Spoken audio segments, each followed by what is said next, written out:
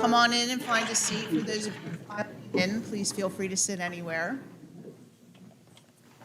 So welcome to the celebration of Temple Health Women, the Valley of Inspiration. We had a great session this morning, and if you have a chance, go out on YouTube. It's already posted out there, and take a look at the wonderful speakers, our colleagues and leaders from early this morning in our 7:30 session. You'll really enjoy and be inspired by what they have to say.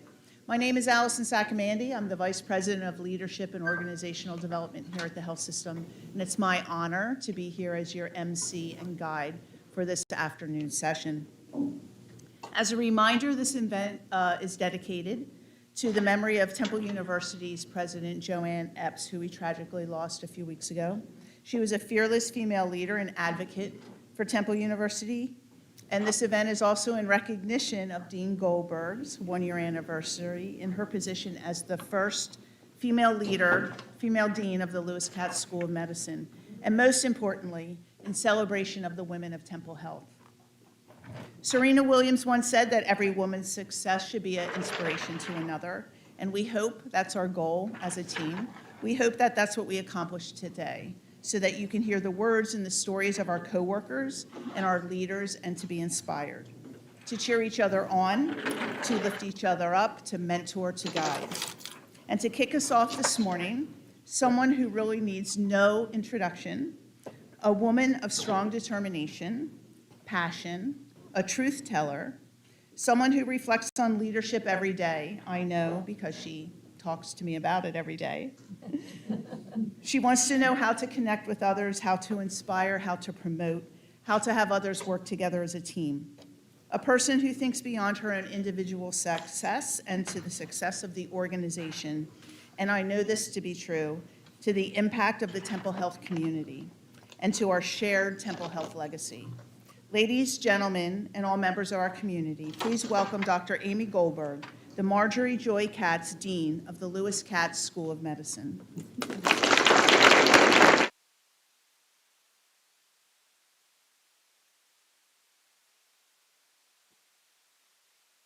Right. I have to get some of my props up here. All right. Thank you so much, Allison. I want to thank all of you for being here this afternoon, and to those who joined us this morning, welcome back. This morning's session was really absolutely fantastic. I couldn't have imagined it to be the way it was this morning. It was fabulous. And I know that this one will be just as meaningful and uplifting. For those of you who are here, you're going to hear my same comments, but there is no doubt that this message and my gratitude for all the women who inspire me, all of you here included, no doubt that it is worthy of being shared twice, because you can never, ever show enough gratitude to people for doing what they are doing and for gratitude for what people do for Temple Health.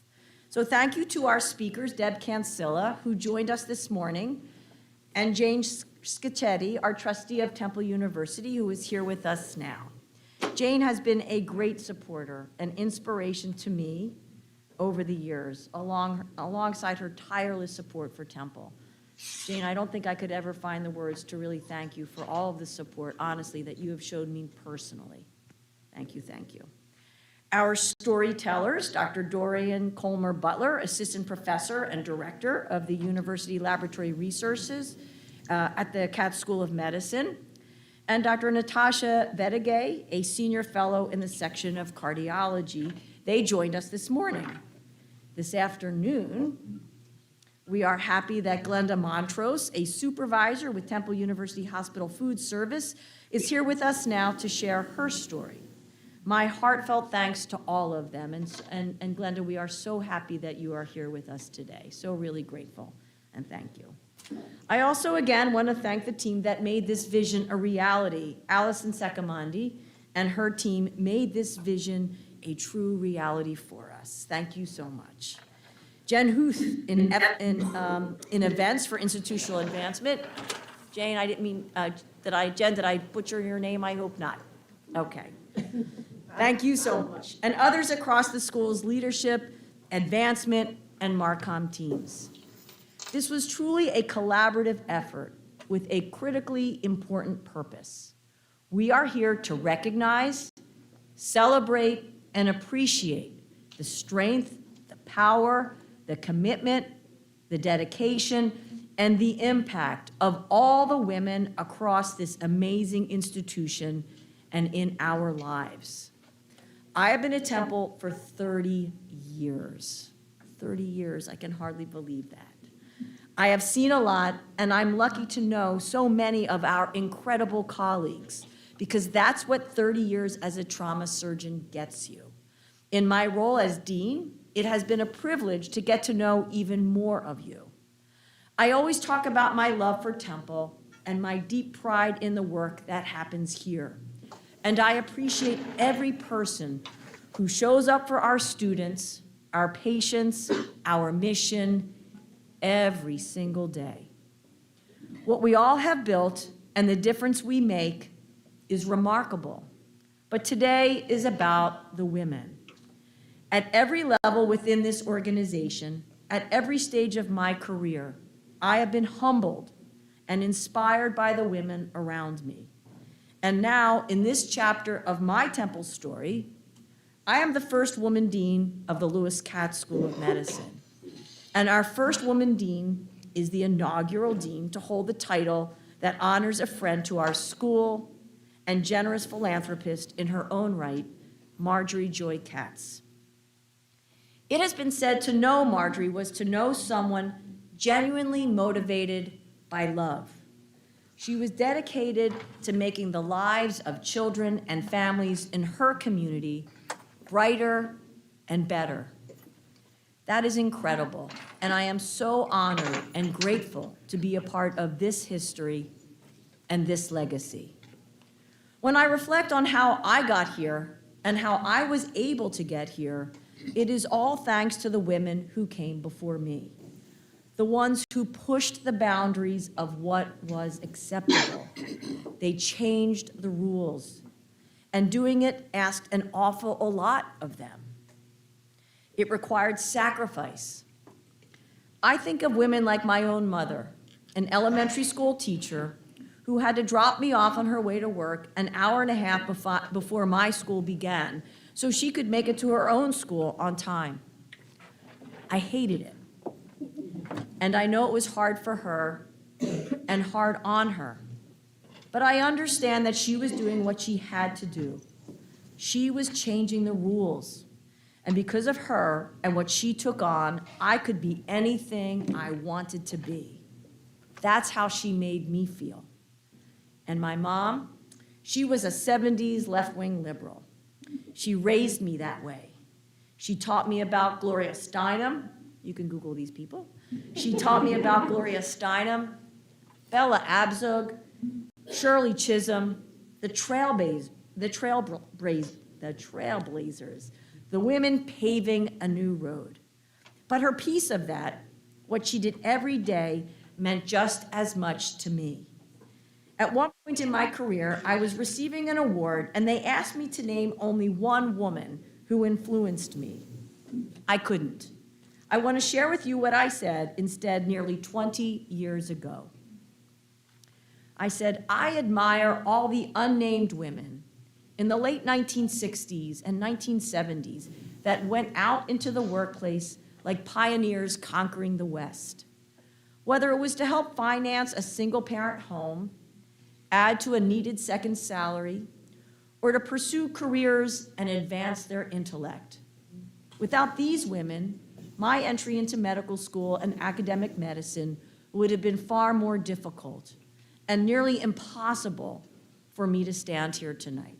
So for those of you who know me, I'm a hoarder and I'm a saver, and this was actually the card that I had about 20 years ago, really honoring all of those women, all of you.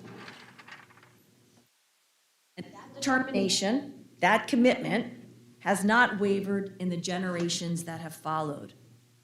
During my surgical residency here at Temple University Hospital, and since I came to Temple as a trauma surgeon in the early 1990s, I've driven up Broad Street every morning at 6:30 a.m. or even earlier. I see countless remarkable women walking to the bus, getting where they need to go, Many of them have their children by their hand, ready for school, with their backpacks on their back. Women doing what they have to do, just like my mother did. So even though we can't say all of their names to honor all of them, we will say some of them here today. This will be the interactive part of this morning. So this is the moment for you to share those names, the women who have influenced and inspired you. We're going for 100% participation here. You can take out your phone, open a new text message, and let's get started. You're sending it to, in the to box, you're gonna put the number 22333. So open up your text messages, enter 22333. And in the body of the message, in the text window, type the word thanks, followed by the first name, underscore, and then the last name of a woman you want to honor. So again, you're gonna open up the text, you're gonna put 22333, thanks, then the first name, underscore, last name of a woman you want to honor. The underscore is important for this to work right because it keeps the first name with the last name. All right? And that name will appear on the screen behind me. So let's see if we can get that going. So again, open up. Oh, there we go. Okay. You can send as many names and as many messages as you want. And each name should be a new message sent in the same way. Those of you that are on live stream, if you are on live stream, you can participate as well. So again, it's opening up your text, 2233, then thanks, the first name, underscore, the last name. So let's get that going. I'm going to do this too. Message. 2, 2, 3, boom.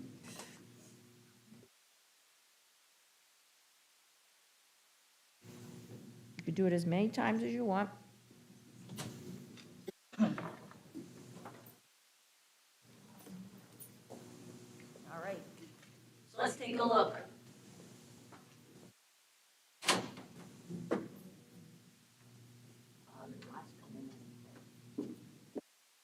Stackhouse, Evelyn Foster, Kara McHenry, Denise Shantz,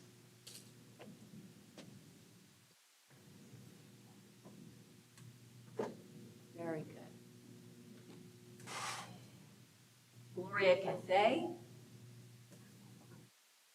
Jennifer Wilcox, Geneva Chandler.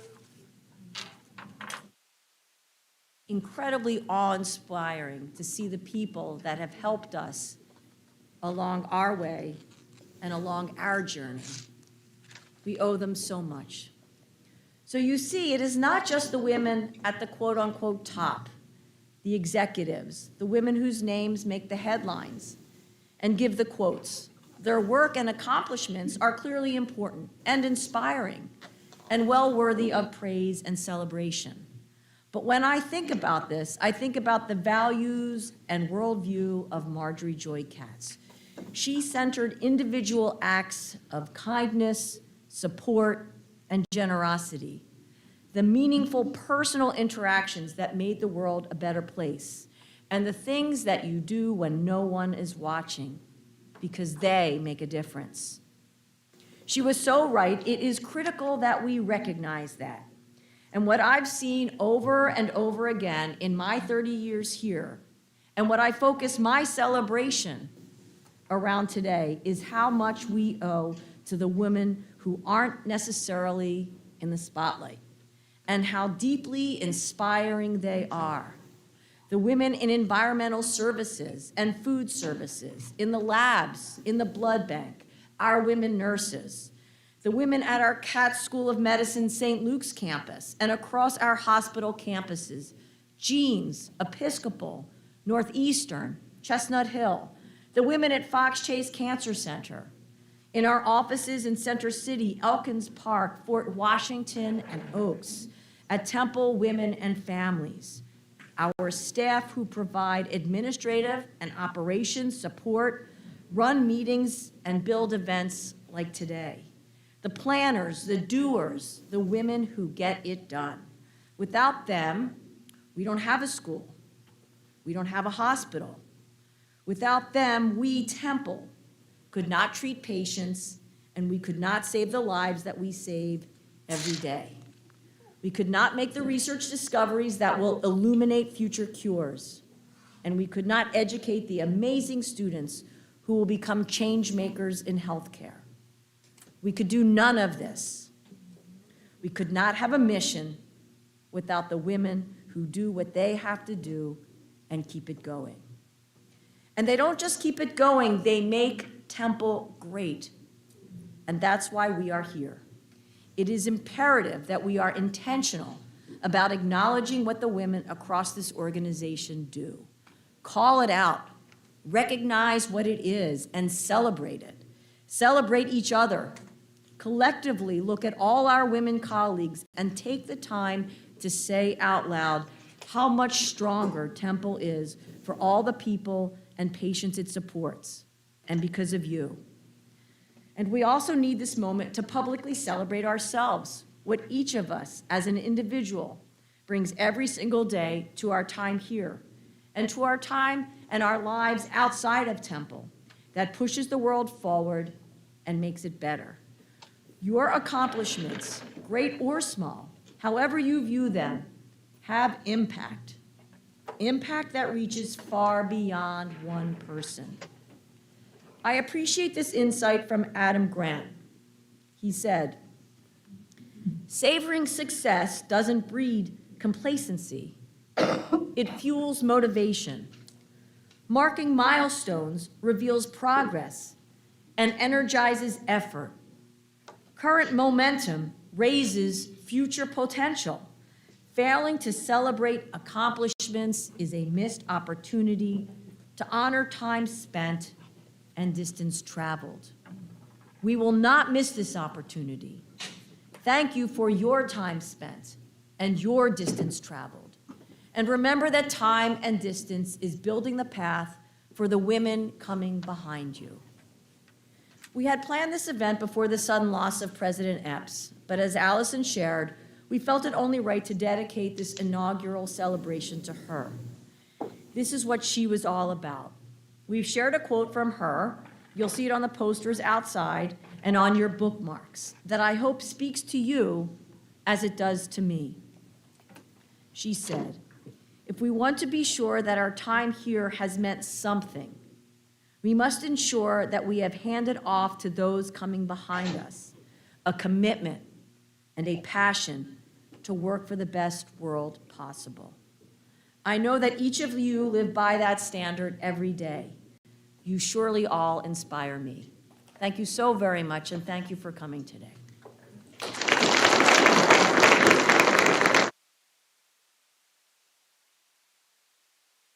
I got all my props. Got all my props. All righty.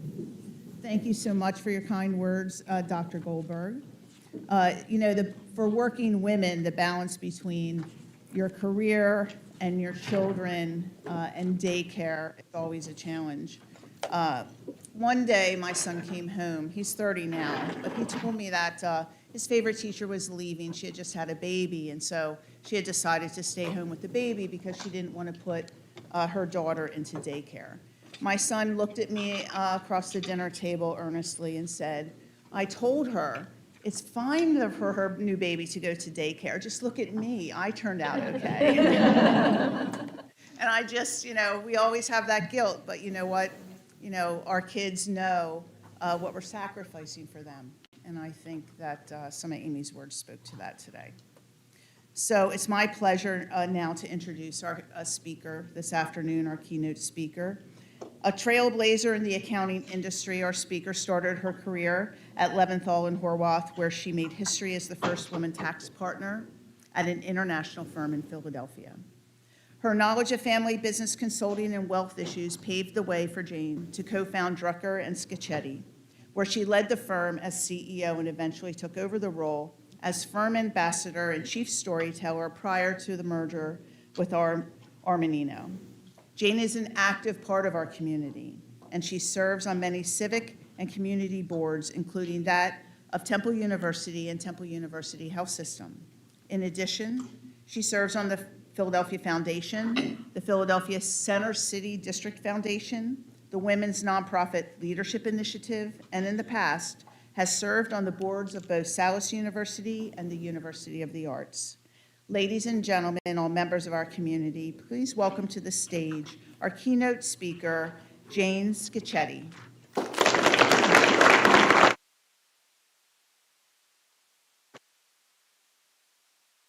I don't have as many props as Amy, but I'm thrilled to be here, and I'm so excited to see all of you here. You know, one of the most admired diplomats in American history was Secretary of State Madeleine Albright, and she said, "There's a special place in heaven for women who help each other." Though I prefer her original quote that got her into some trouble, but I still like her original quote. It was, "Remember, there's a special place in hell for women who don't help each other." We are here to honor two strong women who have, throughout their careers, reached out to help support and create opportunities for others, for many others, but especially for women.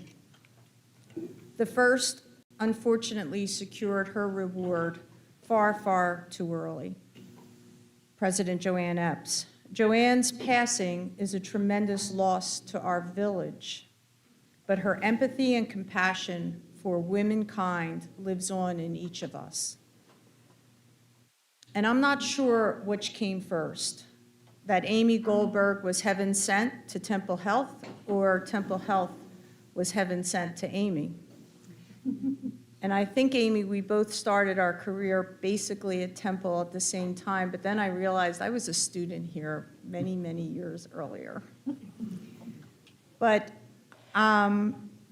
either way, it's been a match in heaven, and all these many years later, I congratulate Amy on being the on her first anniversary of being the first female dean of the Temple Medical School. To give you a sense of that, we admitted our first student in 1901, and we're celebrating that first anniversary in 2023. I mentioned the village earlier because that's what we are. Glenda and I were talking about that. We're a village. And for a village to prosper, we must feel comfortable supporting each other at every opportunity. Whether it's a woman who needs someone to pick up the kids from school because she has a scheduling conflict at work. There were women that did that for me. I knew that my daughter, when I got home that night, would be bathed and homework was started, if not completed, and she'd be in pajamas, maybe not her own, but that other mom made sure my kid was ready to go home and didn't let me feel guilty about the fact that I stayed or had to stay at work. Or when a woman asks a question in a meeting that men are leading, and they're ignoring the question. And there's that other woman who lends her support out loud and says, "Wait, I have the same question," and validates that person by asking the question again. Leaders such as Amy and Joanne turn being underestimated into a female strength. There are countless stories of women being coached so that they're more accommodating and less emotional. Some of you may have experienced that. And while men with the same behavior, they're seen as self-confident and aggressive. So let's take all those coached women who were told that they needed to be more accommodating and less emotional, and let's turn it into an opportunity to be more self-confident and assertive. Here's something that I do know. Women are better than men when the outcome is unknown because we're used to acting without any guarantees. Our gender is expected to raise our children. Most people will tell you that. They expect our women to raise our children. And we know that children learn from their mistakes. We learn that fail forward, fail fast. Well, for us, that's not just a mantra. It's just how we roll. So the leading responsibility we women have is to inspire and encourage. My greatest influencers in my life have been women. Great women like those at Temple Health that host leadership events like this, where we remember that we are a village. We are a shared and privileged village who individually and collectively bear witness to our women leaders, such as Dr. Goldberg and President Epps, who inspire and encourage. So I opened by quoting Madeleine Albright, but I will close with the thought that Rosemary Greco, my friend and mentor, and the name that I put in our cloud above, said upon Joanne's passing. And her quote was, "They propel us to be as we are on our way to becoming." So I leave you with that thought, because every one of you are right now, you exist, you be, and you are on your way to becoming. Thank you so much for asking me to be here. Thank you. Each of you being here is an inspiration. Thank you.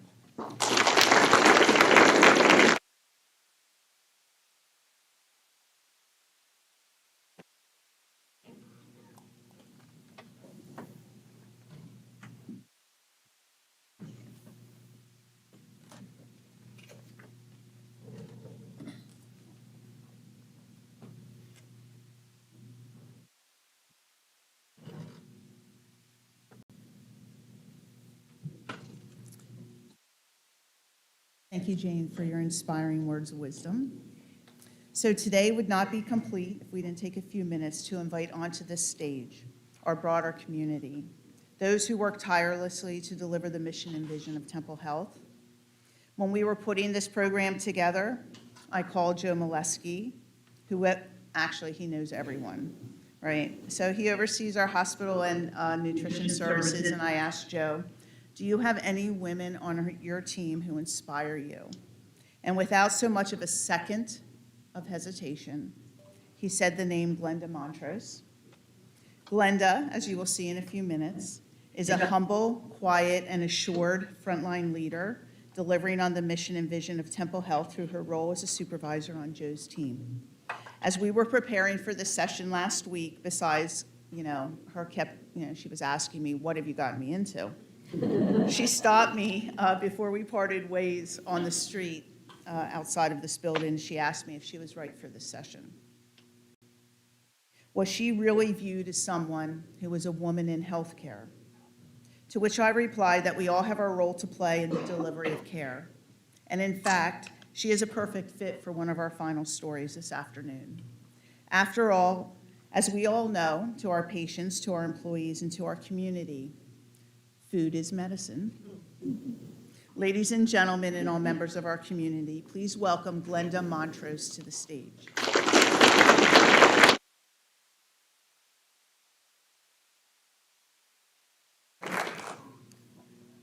Good afternoon. My name is Glenda Montrose Cathay. I was born in Brooklyn, New York. I am a wife and a mother of two. If someone told me a few years ago I would be here today in honor of Dr. Amy Goldberg and President Joanne Epps, I wouldn't believe you.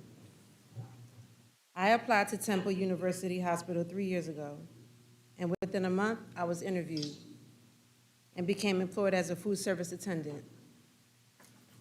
I wasn't in my position for a year when I was approached several times by management, asking would I like to become a lead in my department. Of course, I declined because I was happy just being a part of the Temple team. After some time, I obliged and became a lead, working beside many great supervisors and managers. I was a leader for a few months when approached by management team to become a supervisor. And of course, I repeatedly turned that down because I was content in my position. After much thought and talks with my family, I accepted an offer as a food service supervisor, After being approached and encouraged to step up by my director, Joseph Molesky, I kept thinking to myself, why me? What is it about my story that will impact someone else? Then I thought to myself, they all probably see the attributes that I developed by being a mom, which is patience, understanding, at times a nurturer, a listener, problem solver, and a friend. And that is what us women in healthcare represent. We are a special group who defy the odds and hold a strong place in the industry. As women in healthcare, we won't always be comfortable. We have to learn to adapt. For example, public speaking is not something that I'm used to doing. I'm trying to teach my 12-year-old son, Kareem Jr., how to be outspoken in class, or in public for that matter. Being a mother and a leader, we are looked upon to set an example. My son is pretty shy, like myself, and I want to be able to show him that he can do anything he puts his mind to. As women, we have the responsibility to mold and mentor other young women. My daughter, Corey, looks up to me, and I want to be an example to teach her how to be independent, strong, and to always speak up for herself. So far, at this young age of 6, she has learned to be assertive and lets her voice be heard, sometimes too assertive. My inspiration are my kids. They are my motivation, the reason I get up in the morning. Because I, too, had a strong and resilient mother to look up to. She was and continues to be my strength and the reason I am able to stand here today.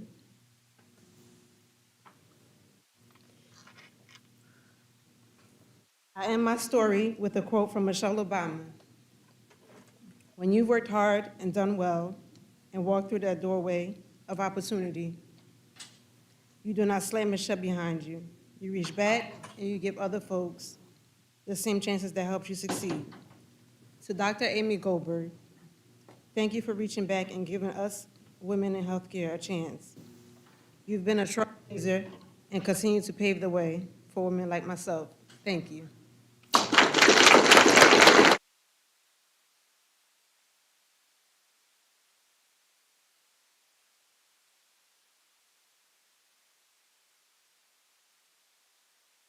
Told you she was the right person for the job.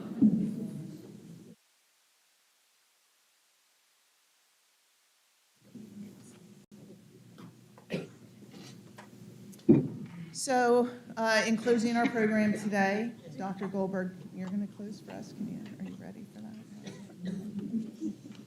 Thank you. I'd like to invite Dr. Goldberg back up to the stage just to close us out.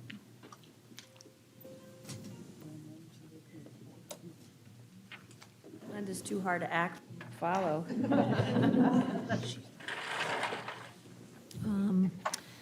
Thank you all again for being here. Glenda, you are the reason why we wanted to do today. In my 30 years, and really 35 or 36 or 37 when I came in 1987 as a surgical intern, and I worked with so many wonderful people, whether they were doctors or not doctors or this or that. It was all the women that I saw in the hospital at every step of the way. You know, as a trauma surgeon, sorry, I'm going off script here. You know, as a trauma surgeon, I was so lucky because I could be all over the hospital, whether I was in the ER, the trauma bay, or in the SICU, on the floors, in the lab, in the OR. I was everywhere. Everywhere the patients were, that's where I was. And I got so much power. I felt so empowered because of all of the women all over the hospital. And I always appreciated how wonderful they were, even if they weren't always appreciating how wonderful they each were. When the floors, the nurses on the floor were blocking an admission or something like that. I was like, you don't know those women. They're really great up there. You got to go and meet them. And I'm so grateful that you jumped on board, Glenda, and that you've done this. Thank you, thank you, thank you. So, to Jane and Glenda, to Debbie and Dorian and Natasha, thank you all so much. To those of you that tuned in this morning and that came in person or on live stream, and to those of you that are here now. I hope that these sessions have lifted you all up and have had a power effect on you as they have for me. I said yesterday to my leadership team, we're going to be reading a book together, that 2 + 2 has to equal 10. That's what it is when you unite and work with people, when you work with other women. 2 + 2 = 10 or 20. And that's the secret sauce of Temple. That's what we do. So just to warn all of you, this is not a one and done. This is just the beginning, and this is our inaugural celebration. So we're going to see this event grow and be truly meaningful, and we want to hear from all of you, anything that you liked or anything that we can do better, because we will be back next year. We're going to be adding a third session, probably late afternoon, early Oh, no. Yes. I thought we talked about that. But, the message of doing it 3 times throughout the day or 2 times throughout the day was really, we are all part of Temple Health, all of us. And that's why we didn't just want to have one session. We wanted the message to be that everybody is welcome. So we want to hear your feedback. Truly, from the bottom of my heart, I thank you all so very much, and thanks for coming today. Don't leave yet.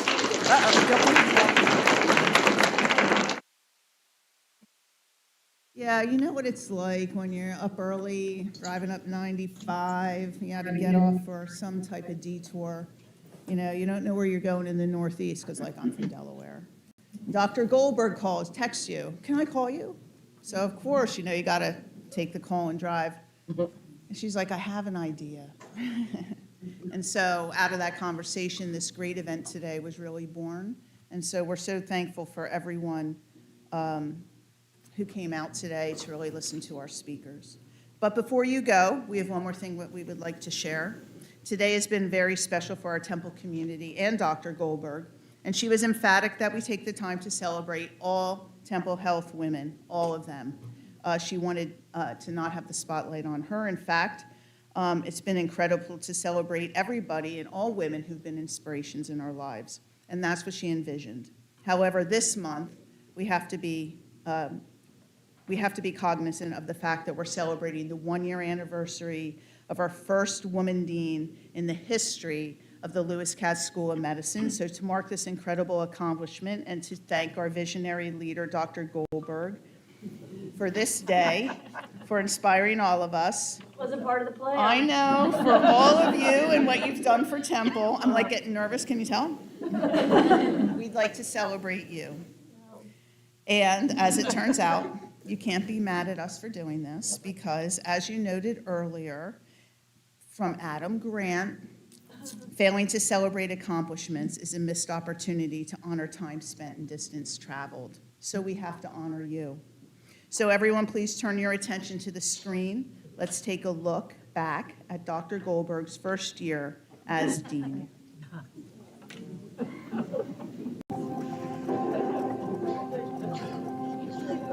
To say she's passionate about Temple would be an understatement, because it's hard to know where Temple ends and she begins. So please welcome with me Dr. Amy Goldberg. That always makes me so incredibly embarrassed, but I'm hoping that my parents just heard all of that. I know they would be proud. But the thing that makes me the most proud is that I am Temple made. Temple made. We are kindred spirits on a journey together to make Cats an even better, stronger center of world-class teaching, research, learning, and service. I am elated to be dean. This is my match letter from my chair welcoming me from March 18th, 1987. I still have it, and it means the world to me. Why? Because it sent me here to Temple. I found my community right here at Temple. This is my Oprah moment. Look under your chairs, see those bags, and hold them high. Medicine advances, our lives change, the world clatters on. But one thing remains constant, the deep human core in all of us. The beating heart of medicine is your heart, your soul, your hands. Doctor with the most important tools of all, your heart, your words, your power of one. And yes, if you do cut me, I will bleed cherry and white.